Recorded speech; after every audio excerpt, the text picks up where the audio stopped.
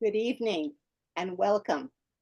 This is the forum for the Alum Union School District put on by League of Women Voters of the San Jose and Santa Clara branch.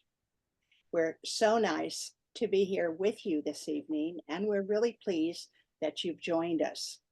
The League, as many of you may already know, was formed in 1920. That was when women were given the right to vote. And since then, we have been one of the most respected community-based organizations in the entire United States.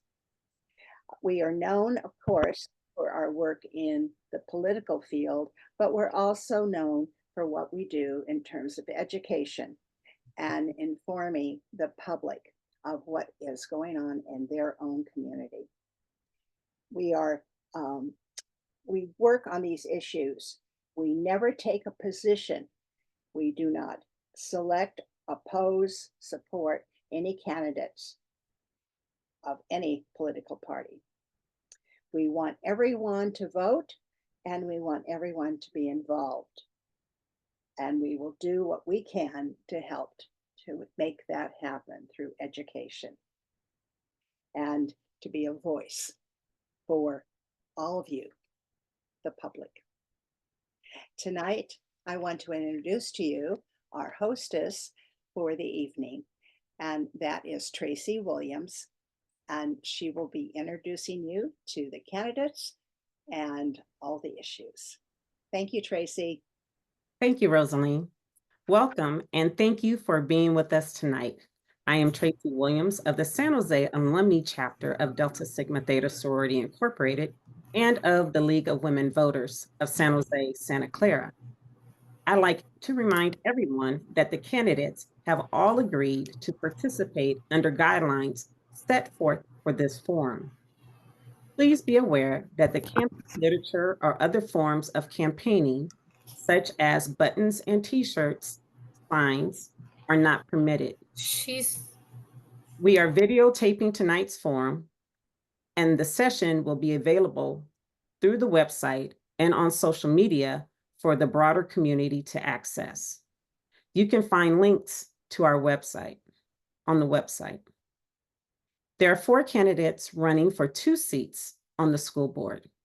3 are with us here this evening: Corina Herrera-Loera, Matt Karnes, and Brenda Zendejas.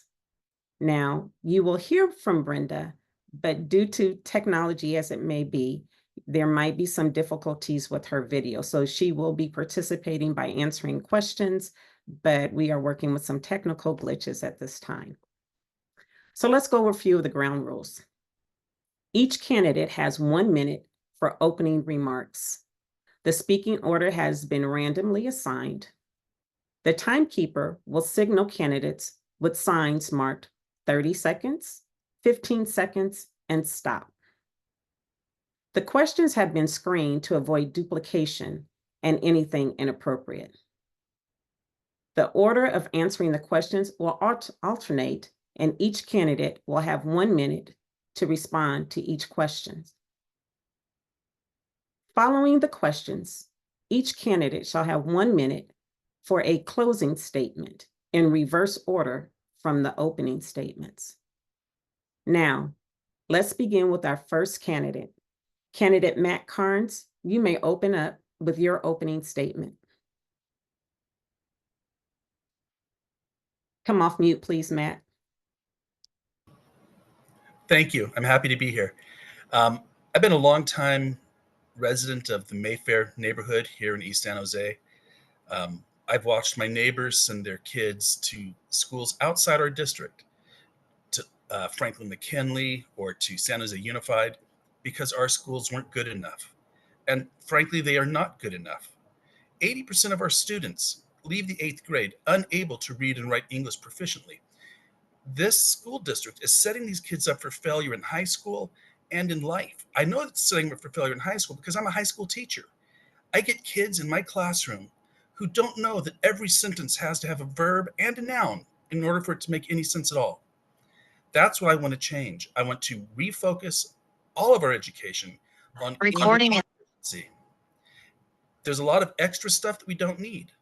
We need to make sure that these kids know how to read, or else they will not survive in life. Thank you for having me. Thank you, Matt. Next, we'll have Corina Herrera with her opening statement. Thank you so much. Good evening. My name is Corina Herrera-Loera, and I've been serving the East Side community since 1997. As a dedicated member of our community, I've served as a female gang intervention specialist, as a domestic violence advocate. I most recently became or am a deputy probation officer serving the county within the last 18 years, where I've had a lot of youth come to me, and unfortunately, we as adults have failed a lot of our children in our community. Then eventually I became a mother, and my daughter was a student at the Alum School District. And for me, it was important to not just advocate for my own child when I saw the needs, but to show up for all the children of our community. I'm gonna lead with continuing with transparency, resource allocation, ensuring that our resources are allocated appropriately, educational excellence, support, and engagement for all of our staff and community. Thank you. Thank you, Corina Herrera-Loera. Next, we will have Brenda Zendejas with her opening statement.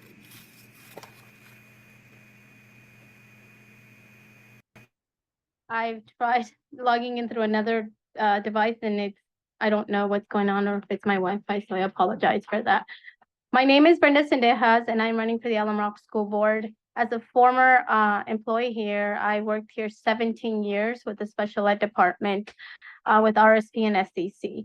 I've worked in these classrooms, and I know how our kids learn and the lack of resources that we're still not providing for them. With these 9 school closing, as a mother, because I still have one of my sons and one just graduated and is in Independence, I understand the need of having a lot of support when it comes to reading and math. And these are 2 criteria we're not doing well.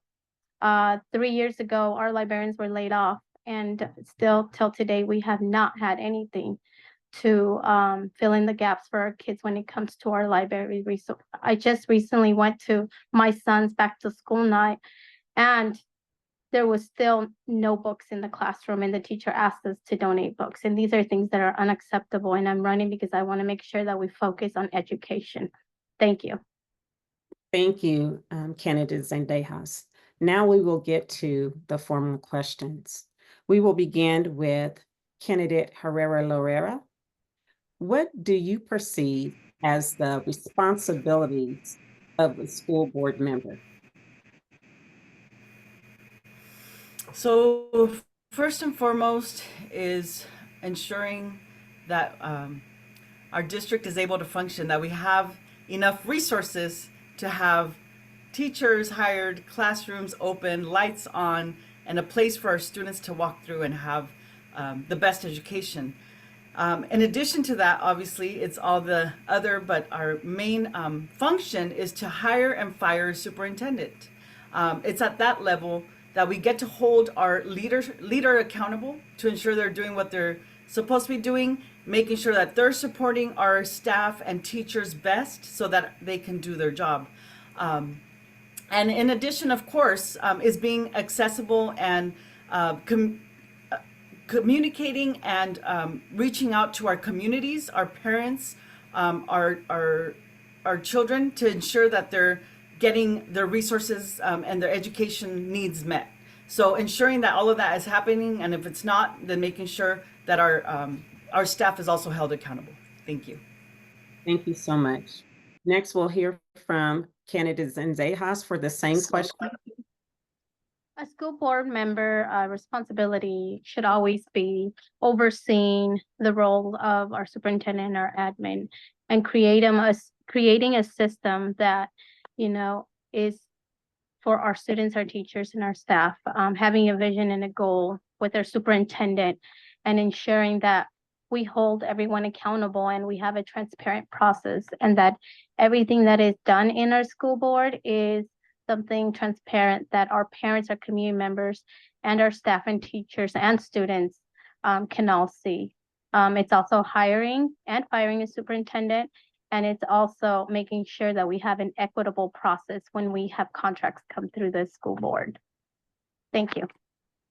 Thank you. And finally, on this question, candidate Karnes, would you answer the same question? Thank you. The school board is responsible ultimately for everything that happens. The main concerns, though, are student performance, and for that we have to hold staff and faculty accountable. The board is the boss. If they're not teaching kids to read, we fire them. That's all there is to it. Additionally, we need to make sure that we're fiscally sound.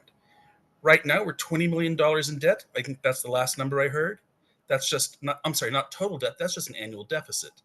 That might have changed with the school closings, and there have been a lot of school closings. We need to get those schools open again. The way to do that is to have a product that parents want to send their kids to experience. Right now, that's not happening. The board is the ultimate authority on that and can make that happen. Thank you. Question number two, excuse me. Understanding that school enrollment impacts key decisions, how will you manage the possible closure of 9 schools while meeting the needs of students and families within your district? And for this question, we're going to start with candidate Zendejas, then go to candidate Karnes, and then candidate Herrera-Loera. So for the 9 school closures that will be happening, I want to make sure that we have an equitable, transparent process. I think it's very important that we let our community know how did we get to this point and explain how we got from A to B to C, and what are the things that we need to do to make sure that this doesn't happen again. We will be left with 11 schools, and one of my goals will be to ensure that we strengthen these 11 schools to be top of the line schools. It's not going to be an easy process because it's going to impact our community. And I'm being very honest, and there is nothing we can do. If we don't do this, we might lose this, honestly. So I want to make sure that we have a process where the community is involved, our teachers, our staff, every party that partakes in our district that serves our students should have a voice, because these 9 schools will mean that a lot of people will be losing their jobs as well. And we have to be mindful of that when we make these choices. And we have to also take in consideration our special ed students, and making sure that there is an equitable process where they transition in a respectable way, and that we also provide transportation to make sure that these communities that will lose their home school will have transportation to the new school that they will be assigned to. Thank you. Thank you so much. Candidate Karnes. You come off mute. I'm sorry, could you repeat the question? Absolutely.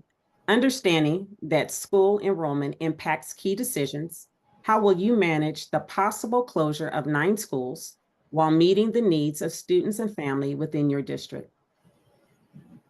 Well, we cannot do anything but close those schools. We don't have the money to keep them operating.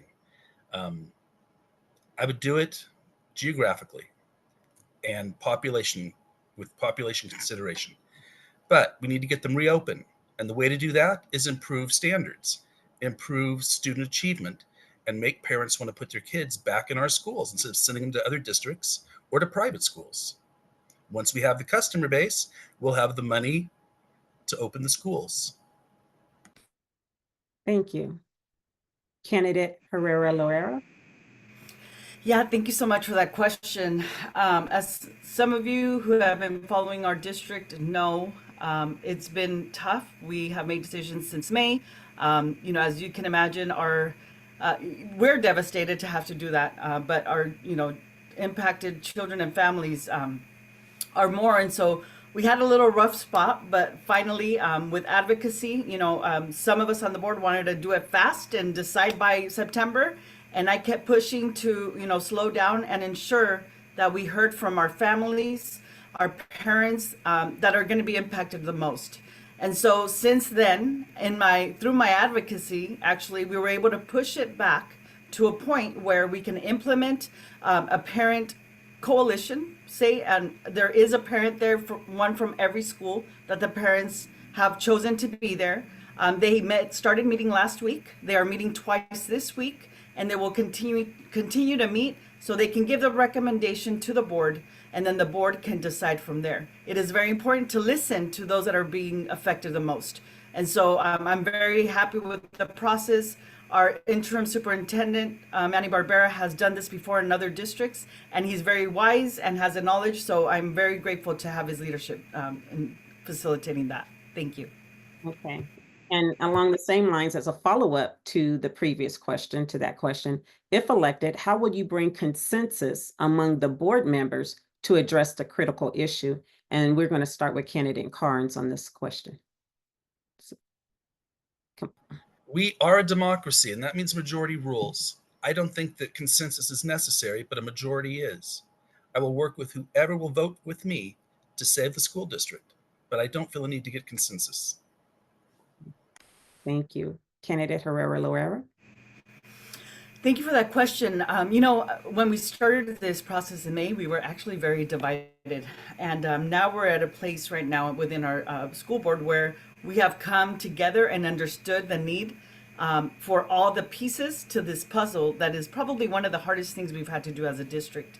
And so now I feel like we have consensus. I know in this, by November, we'll have, some change, at least one person for sure. And, I think the fact that we have a person who has the experience, who has done this several times with other school districts, has brought in that consistency and that information of how we should move forward and how that's going to be beneficial for the district, children, families as a whole, and staff. And so that has helped us bring consensus. And I think keeping that person that's going to help continue to lead this and get us past to the point where we're making that decision is important. Having somebody that the community can trust, can talk to, and can be open with, and that as a board we trust also that person that's leading the process, and that we can come to that decision together. I do think we will have a unanimous decision. Thank you. Thank you. And candidate Zendejas. Thank you for that question. I think it's very important that we realize that we do need to come to a consensus on a decision, but we will not always all agree on that because this is going to be a very hard choice. I think part of that is listening effectively and discussing ideas and potential opportunities for our communities that will lose those homeschools on what those buildings would look like and what can they service our community. I think that also, with this, we all have to come to an agreement that there's nothing we can do, but we can work together to provide a solution and strengthen our schools that we will have and find a solution for those 9 schools that will no longer be in our community, but we can find something that will benefit the community, if it's childcare or if it's other things that will help them. I know this is not what we all want to hear, but I think working together and collaborating, we can come to a good consensus. As a board and as a community, we can work on that because there is trust that still needs to be built to get to that point. Thank you. Thank you. So the next couple of questions involve safety concerns and issues. And so for these next 2 questions, you will have 1.5 minutes to respond. So the next question is, with school safety being a concern for parents and students, what plan would you put in place to protect students against active shooters? And that will go to candidate Herrera-Loera. Thank you so much for that question. With so many shootings, it's as a parent, we always are nervous sending our children to school. I'm very proud to say that we have a process in place. The San Jose Police Department trains our staff annually of what to do in such a case. Most of the time, we are able to stop. Hopefully that's never, gotten to a place where it was going to happen actually. But we have the trust between our students and staff and mental health providers where our students actually are able to share with them, when they've seen something, when they, read it on social media, that we're able to get that alert before. So I'm very proud that we've been able to stop this before it even becomes a thing. And so, I think we've implemented this in place. We have safe schools. That hasn't happened at any of our schools, but we do have a training, and all of our staff are trained in case that does happen. And as a law enforcement myself, I am trained. I, get annual training on this. And I'm really proud of our entire city, and the work that we've done and taking this very serious. And there's always improvement, always, things to learn. Unfortunately, most of the time is on the prevention, and so working upstream. And so I will continue to look and see where we can put more resources and support upstream, so our children don't get to a point where they're bringing a gun to school and shooting anybody, or anybody at that, for that matter. Thank you so much. Thank you. Candidate Zendejas, your response. I think this is a very important question, because safety is, as a parent, very important for us, and making sure that our kids are always safe. Some things that I think we can work on are, our fences for our school, making sure that they are protected, that they are at a level where it prevents anyone from jumping into our schools. We've had situations with that has happened this year. And, hearing from parents that concern of someone coming in with a knife, or, we have a lot of mental health issues. We have homeless, that are around our schools, and we have to make an effort to reach out and make sure that we protect our students, our schools, and ensure that we have a protocol on also mental health for our students, right? And that anything or any threat is taken serious, and that we take the safety precaution necessary if we have to go through our schools and train our students as well. I think that's something that we don't want to do as parents, because it's a very scary thing, but I think that it's important to talk about it with our parents and our students, but also work, to ensure that around our schools, they are safe, and then there is no encampments where our students feel, that they have to curve a street, or, are scared at lunch that someone's gonna jump. So I think we can improve our schools, we can improve our fencing, and we can improve our protocol, so we can avoid these type of things. Great, thank you. Candidate Karnes. Thank you. There are thousands and thousands of schools in our country, and very few mass murders in our schools. When they happen, they're horrible, and we hear about them on the news, but they are very rare, so we need to be aware of that. I also know that most of those, maybe all of those school shooters, mass murderers, were boys. What is it about schools that boys hate? I know when I was a teenager in school, an adolescent, I felt like I was in prison the whole time. Why are we doing that to our boys? We need to change that.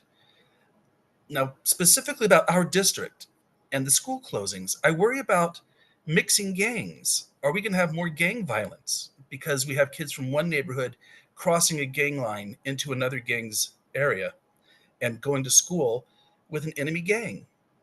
How are we going to handle that? I don't think it's going to be a big problem for the elementary schools, but for the middle schools, we need to consider school resource officers. I say that not knowing how much they cost, but they might be worth the investment in the protection of those kids. Thank you for the question. Thank you. Our next safety question, and this is a question again, you will have a minute and a half. Currently, multiple lawsuits have been filed by students against the school district alleging a conspiracy to cover up sexual abuse.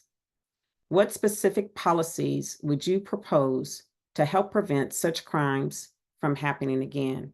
And in this order, we will start with candidate Zendejas.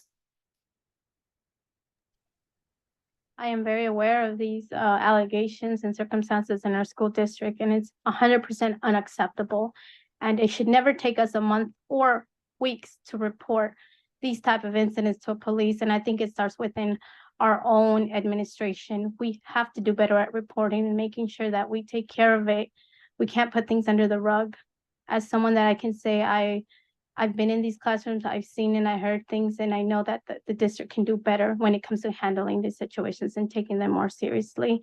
and also ensure that our families have that support, our immigrant families, because these are the families that don't know where to go. We need to have a protocol. We need to have a system where they could safely report, because one of the biggest concerns for our community is being deported. And I hear this all the time of reporting. And so we need to ensure that all kids feel safe, that our families feel safe, and that we have a system where they can report in a safe manner, even if it's anonymous, but then also having a structure where they can come in a safe place and report it. Our kids should never have to hide what happens in a classroom, or our parents, for fear of deportation or fear of retaliation. And these have been many fears in a lot of our schools, and we should not have ever allowed these things to happen. It's unacceptable, and I will not tolerate. We should have a zero tolerance policy for this with our admin staff, and making sure that we are the example for our students.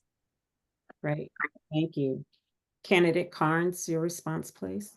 Yes, thank you. I have a couple of thoughts. The first is cameras in the classrooms on the teachers. I am a teacher. I would welcome a camera in my classroom. I have nothing to be afraid of, nothing to fear. I want that eye there. That it will document everything that happens in that classroom. In the hallways, we should have cameras, not in the bathrooms, of course, but in the hallways, so we can see who's going into those bathrooms, who's trying to get a kid alone. We want to know that. Additionally, we have, especially with our community schools, the health clinics, the mental health clinics, all the different volunteer organizations and community organizations that are supplying personnel to these programs. Who are these people? Who's vetting them? I know that I have a background check done on me every year. Is something being done on these people? I don't know. What kind of training do they have? What are their histories like? We need to know all of these things, but especially cameras in the classrooms will keep everybody safe. Thank you. Thank you. Candidate Herrera-Loera. Yes, thank you for that question. As a mandated reporter myself, and also all the staff in our school district, we need ongoing training, and ensuring that it's not just the same old training that we take every year, but that we have a new form of training that is implemented, and not just, we're doing that, but ensuring that it happens, not just as a trustee, and in this case, trusting, right? Ensuring that we're asking the questions, that we know when they're happening, that we're being involved. And I will always stand against any abuse towards any child. And so, continuing to do my piece to ensure that none of our children in our community suffer any type of abuse anywhere, schools, community, organizations. I will always speak up against any type of child abuse, but let alone child abuse. So that I will continue to proudly speak up regardless, and continuing to move forward and push our district to always do better and see where we can improve, to ensure that the safety of all of our children, and families, that families feel safe and connected and have the right resources to also prevent this abuse or continue any abuse that might be happening. Okay, great. Thank you. Thank you for those answers. Moving on, how can the school board provide better transparency and communication to the public? And we're going to start this round with candidate Karnes. Thank you. Well, I'm not on the board yet. They already publish the agenda. The meetings are open to the public unless it's like dealing with a lawsuit or a personnel issue. I've been told they're televised or recorded and viewable from home. I have not been able to find that on the website, so maybe make that a little bit easier. Notify parents in the schools. We have parents picking up kids all the time. Put a note in the bags. Well, that might be kind of expensive, though. I'm not sure how much money we have for that. But we at least have the parents' emails. We can send them all an email. That doesn't cost more than a few cents. It's not hard. If people want to be active, if they want to be informed, they can be informed. We just need to let them know when the meetings are and they can show up. Thank you. Thank you. Candidate Herrera-Loera, your response. Thank you for that question. You know, for me, it's important for to have that transparency. Having started as a parent and in this school district when I became a trustee in 2019, that was the biggest flaw that we were experiencing. And although we're doing a lot better, we're still not perfect, and there's definitely areas of improvement.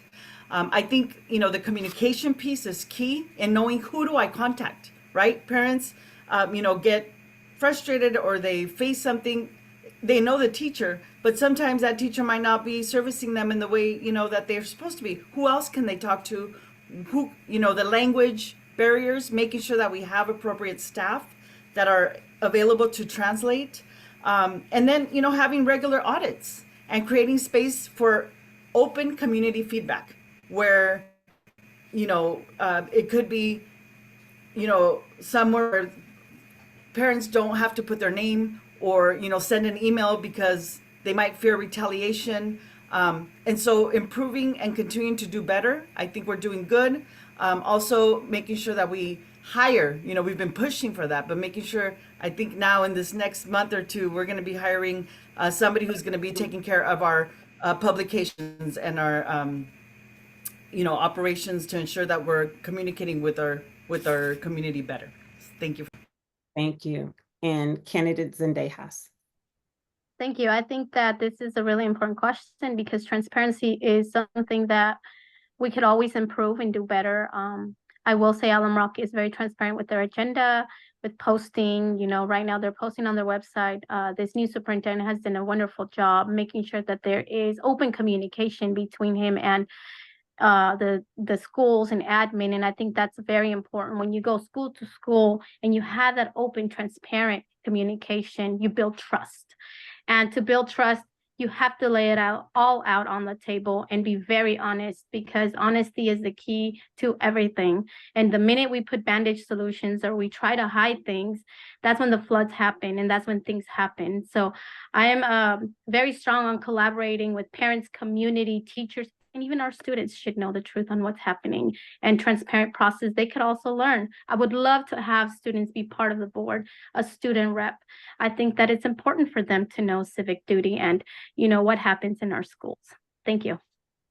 Thank you. Next question.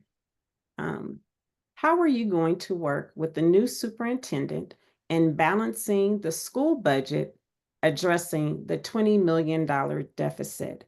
And we're going to start with candidate Herrera-Loera. Thank you for that question, as I've had the opportunity to already start with our interim superintendent and now the superintendent that we've hired that will start on the 30th of September. And not just with the superintendent, but ensuring that this new superintendent is connected to those options and folks that can make this happen, right? So, for example, how do we bring resources maybe to our community and partner with organizations that have the funding to keep our buildings open, that can bring some of the resources to our communities and build a partnership where we can, we don't have to sell our properties, right? Because our land is, you know, basically what we have as a school district. And if we can hold on to that and bring in partners where we can keep these places open and where our community can go in and get services and resources, that will be the best thing. And bringing those ideas to our new superintendent and ensuring that they're connected with the right partners and that they get to know them is going to be key in keeping these possibilities open. So I look forward to continuing to serve to do that. Thank you. Thank you for your response. Candidate Zendejas, your response, please. I think in order to have a good relationship with any superintendent, you have to have monthly meetings, weekly meetings. You have to meet one-to-one with them. You have to understand how they work. You have to listen. And then you also have to provide feedback because they rely on the feedback of staff, community, and our board.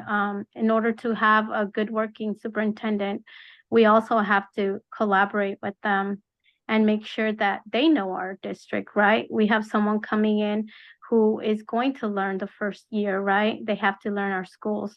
But I think overall, I think that this new superintendent coming in, I'm very, very happy to see new leadership that I think we're going to have, but I will do my best to have those monthly meetings, not only with him, but with him and our teachers, with him and our staff, with our CSEA Teamsters, and making sure that this time we open doors to resources. For many years, we haven't done that. I don't understand why, but we should be opening doors, especially when we don't have libraries. We have to bring in resources into this district. Thank you. Thank you. And candidate Karnes, your response, please. Thank you. The superintendent is an employee. That employee works for the board. The board works for the parents and the children and the taxpayers. The superintendent does not set policy. That's the board's job. And if the superintendent does not follow that policy, we get rid of that superintendent and replace him with somebody who will do the job, or her. I haven't met the new superintendent. Yeah, that's all there is to that. Thank you. Okay. So this next question will be the last one, so that we will end on time, and then we'll allow you to do your closing statements after this next question. So what are your top 2 measurable priorities for the Alum Rock School District? And we're going to start with candidate Zendejas. Sorry, can you repeat the question? You were cutting off. Oh, I'm sorry. What are your top 2 measurable priorities for Alum Rock Union School District? One of my top priorities is going to make sure that we have accountability, that we strengthen our schools and we provide the training for our teachers and staff who will most likely have more students in their classrooms. So I want to make sure that we have, as a board, we have accountability to the amount of support that our staff, students, and teachers will need. My second priority will be to ensure that we have a good PRA system to highlight the beautiful things that Alum Rock also has to offer. We have mariachi, we have VAPA, we have jazz. And I think in order to get students to come in and parents to bring their kids, we have to do good at highlighting the good things that Alum Rock has to offer. We have amazing programs that I don't think a lot of families are aware of. And we have to make sure that in order to retain enrollment, we have to highlight those and have a good PRA system that can highlight those, because we have to go back to focusing on education and the good things that we provide as a district. Great. Thank you. Candidate Karnes. Thank you. The 2 measurable things that I would do, that I would emphasize, are reading proficiency. It is shameful that U.S. News and World Report knows our name, Alum Rock School District, and says 80% of our kids are not ready for high school, which means they're not going to be ready for life, which means they're going to grow up into lives of poverty and crime. I hate that. I cannot believe that our current board has allowed that. So the first thing to measure, reading proficiency in English. The second thing to measure is the budget. Are we paying off are we getting rid of the deficit and beginning to pay off the debt? Those are 2 shameful things. Thank you. Thank you. Candidate Herrera-Loera. Yes, thank you for that question. 2 of mine, I would say, are the educational excellence. We need to enhance the education quality through updated curricula, resources also for our teachers. If we're expecting them to do better in our classrooms, then we need to make sure that they get what they need in order to provide that educational excellence in the classrooms. And then also more tutoring for our students and more opportunities to learn. Continue to provide summer school programming in our winter program so that they don't stop learning and they can come back and their grades can continue to go up. Also the engagement to foster the collaboration between our school board, the staff, the community, parents, and the importance of ensuring that we all know what's happening, the good things as well in Alum Rock. Unfortunately, that piece of engagement has not been as good as it could be. We need to continue to engage our community so that they know of all the good things also happening within our district, so that they want to come and stay in Alum Rock. Thank you. Thank you. Now, the candidates will make closing statements. We will reverse the order that we began with. So we will begin with candidate Zendejas. First, I want to thank everyone for being here tonight. And, I know spending your time here is a lot for a lot of you guys that have families. I want to say that my name is Brenda Zendejas. I am running for the Alum Rock School Board as someone who came to the school, Hubbard. That was my first school. And I came back and taught there. And now my kid is in this district as well, and also in that school. So I'm very proud to say that I have a lot of pride in this district, and I have a lot of hope that we can do better. But we need to focus on our kids' education.